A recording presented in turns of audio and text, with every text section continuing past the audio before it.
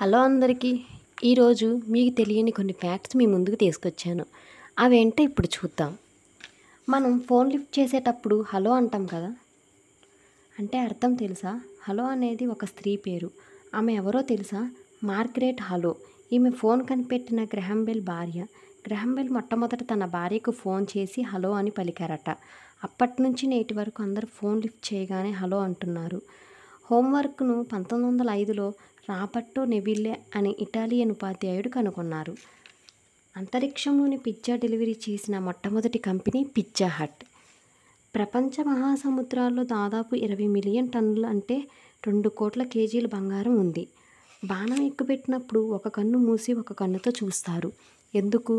దృశ్యం ఎంత దూరంలో ఉంది, ఎంత ఎత్తు లావు ఉంది తెలియాలంటే తప్పకుండా 2 కళ్ళతో చూడాల్సిందే.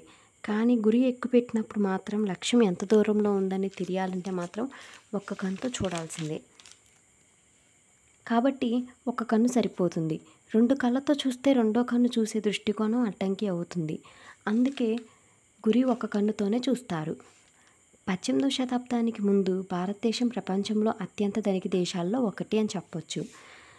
మన మెదడు 10 వాట్ల బల్బ్ ఉపయోగించేంత శక్తితో పనిచేస్తుందని మీకు తెలుసా? పొలాల్లో విత్తనాలు మొలకెత్తేందుకు ఉపయోగించబడే సీడింగ్ మిషన్ను 1840లో కనిపెట్టారు. మిచిగన్కు చెందిన జోసెఫ్ గిబ్బన్స్ అనే శాస్త్రవేత్త దీన్ని తయారు చేశారని చెప్పొచ్చు. $185 బిలియన్ సంపదతో Tesla company CEO Elon Musk, Amazon CEO Jeff బేజోస్ను అధిగమించి ప్రపంచంలోనే అత్యంత ధనవంతుడు అయ్యారు.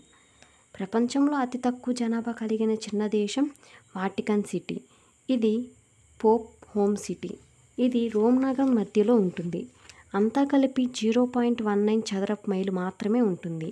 జనాభా సంఖ్య 800 మంది మాత్రమే. వీరిలో 450 మంది వాటికన్ సిటీ పౌరులు. మిగతా వారు బయట వారని చెప్పొచ్చు. ఏ దేశంలో ఎండ ఎక్కువగా ఉంటుందంటే మీరేం చెప్తారు? తెలుసుకుందాం రండి. ఖచ్చితంగా సూర్యుడు ఉండేలాంటి ప్రాంతాలు చాలా ఉన్నాయి.